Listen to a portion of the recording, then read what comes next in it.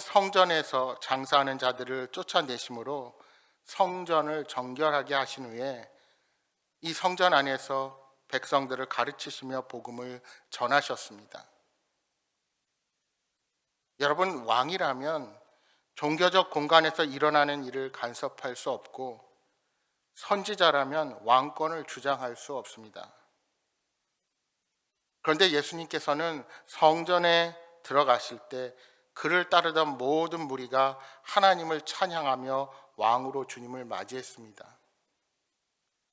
뿐만 아니라 예수님을 선지자로서 성전에서 매매하는 무리들을 몰아내시기도 하셨습니다. 이는 메시아로 오신 예수님의 정체성을 나타내는 행위였습니다. 예수님은 성전에서 마땅히 해야 할 자신의 역할을 감당하신 것입니다. 하지만 이에 대해 문제를 제기하는 자들이 있었습니다. 대제사장과 서기관들이 장로들과 함께 복음을 전하는 예수님께 다가와 말합니다. 2절 말씀입니다. 말하여 이르되 당신이 무슨 권위로 이런 일을 하는지 이 권위를 준 이가 누구인지 우리에게 말하라. 예수님께서 성전에서 백성을 가르치신 것은 종교 지도자들에게는 매우 불쾌한 일이었습니다. 왜요? 성전에서 가르치는 일은 산에 들린 공회에서 공인한 자들만 할 수 있는 일이었기 때문입니다. 그런데 허락도 받지 않고 가르치시는 예수님을 많은 백성들이 따랐습니다. 자기들이 허락을 받고 성전에서 장사하는 사람들을 예수님이 내쫓으셔서 몹시 불쾌한 상황이었습니다. 그런 상황에서 예수님이 자신들의 규칙을 따르지 않고 불법적으로 성전에서 가르치는 것을 보니 그냥 놔둘 수가 없었을 것입니다. 그래서 말씀을 전하시는 예수님께 때로 몰려가서 마치 무슨 검문을 하듯이 무슨 권위로 이런 일을 하느냐 따져 묻는 것입니다. 말하자면 성전에서 가르치는 일에 관한 규칙이 있는데 왜 이 규칙을 어기고 마음대로 성전에서 가르치냐고 묻는 것입니다. 물론 성전의 질서를 위해 성전에서 아무나 가르치지 못하게 하는 규정이 필요할 수도 있을 것입니다. 예수님은 그들의 생각대로 사람들이 만든 어떤 학위나 자격증을 받으신 일이 없으십니다. 또한 랍비나 제사장으로 세워질 만한 어떠한 자격도 없으셨습니다. 그러나 그렇다고 예수님께서 이단의 가르침을 가르치거나 성경에 대한 잘못된 해석을 하신 것도 결코 아닙니다. 이들은 예수님의 가르침을 문제 삼은 것이 아니라 예수님의 가르침이 자신들의 잘못된 약점을 건드리기에 더 불편했을 것입니다. 문제점을 꿰뚫어 보시는 예수님이 껄끄러웠을 것입니다. 그래서 그들은 예수님의 권위를 인정하지 않고 오직 함정에 빠뜨리려는 악의를 가지고 질문을 던지게 된 것입니다. 예수님은 이들에게 대답 대신 다른 질문을 던지십니다. 나도 한 말을 너희에게 물으리니 내게 말하라. 이렇게 즉답 대신에 다른 질문을 던져 문제를 해결하는 것은 당시 랍비들이 자주 사용하던 방법이었습니다. 그래서 이렇게 질문하십니다. 4절입니다. 요한의 세례가 하늘로부터냐 사람으로부터냐? 예수님은 세례 요한의 세례에 대해서 누가 허락한 세례냐고 질문하십니다. 당시 요한의 세례는 큰 파장을 일으켰고 헤롯 왕도 어찌할 수 없을 정도로 많은 사람이 요한에게 세례를 받았습니다. 그렇기에 종교 지도자들은 요한의 세례를 부정할 수도 인정할 수도 없는 진퇴양난에 빠져 있었습니다. 하늘로부터라고 하면 어찌하여 요한을 믿지 않았느냐라는 말을 들을 것입니다. 그렇다고 요한의 세례가 사람으로부터라고 하면 백성들이 세례 요한을 선지자로 인정할 것입니다.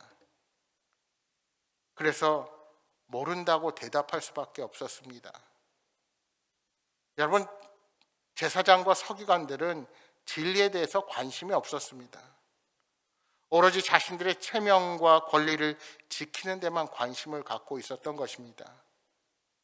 자신의 권리와 권력만 유지하고 지킬 수 있다면 그들은 언제든지 누구와도 타협하고 힘을 합할 수 있는 것입니다. 그들에게 예수님은 늘 자기들의 잘못과 모순을 지적하셨기에 눈의 가시와 같았습니다.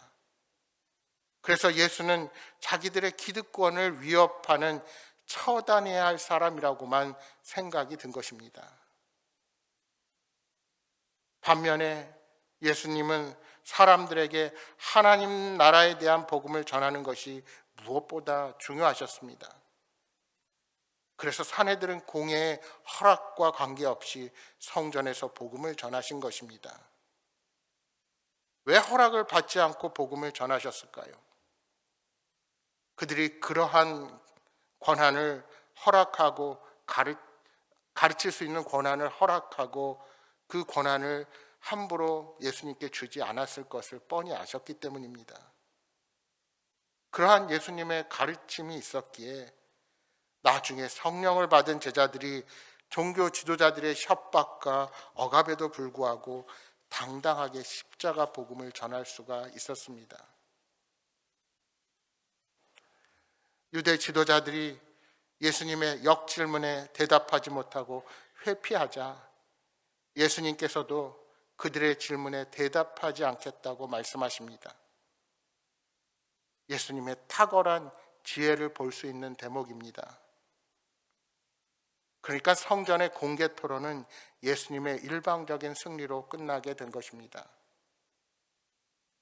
사실 그들도 세례 요한과 예수님의 권위가 하늘로부터 온 것임을 생각하지 않을 수 없었을 것입니다. 그럼에도 그것을 인정하는 순간 자신들의 기득권은 하루아침에 무너질 것을 알기에 도저히 인정하려 하지 않은 것입니다. 진실을 알면서도 애써 외면하는 그들에게 주님은 아무 말씀도 하지 않으셨습니다. 그들은 이렇게 돌이킬 기회를 놓치고 마는 겁니다. 여러분, 오늘 우리 신앙인들은 어떠합니까? 많은 신앙인들이 상황이나 자신의 자리 때문에 진리 앞에서 타협하게 될 때가 많이 있습니다.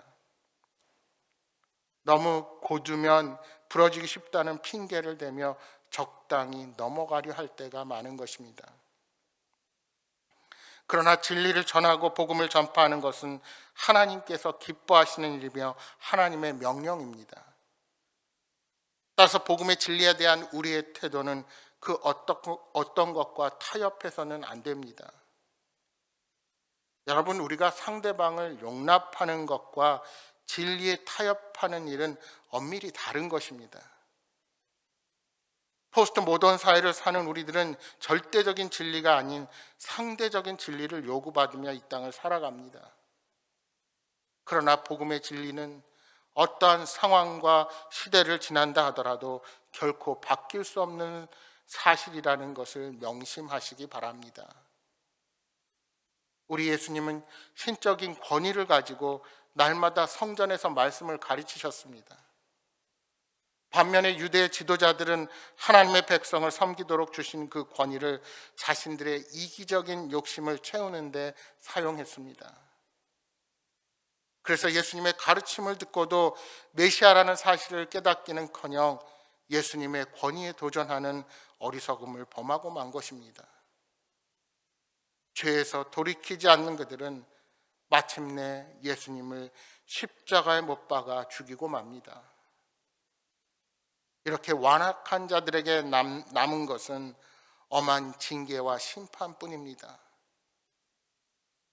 사랑하는 여러분, 우리는 사람들이 회개하고 돌이켜 하나님의 징계와 심판에서 벗어나 구원에 이를 수 있도록 우리가 때를 얻든지 못 얻든지 복음을 열심히 전하고 권해야 합니다. 세상 사람들은 여전히 예수님의 권위에 굴복하기를 싫어합니다. 그렇게 강팍한 세상 사람들에게 어떻게 예수님의 권위를 보여줄 수 있을까요? 그것은 우리 스스로가 말씀에 순종하는 모습을 보이며 살아가는 것입니다. 말로만 복음을 전하는 것이 아니라 삶으로 복음을 전하는 것입니다. 주님의 이름이 더욱 높임을 받으시도록 늘 우리가 서 있는 자리에서 하나님께서 기뻐하시는 일을 택하고 늘 주님의 사랑을 전하며 살아가시기를 주님의 이름으로 축복합니다.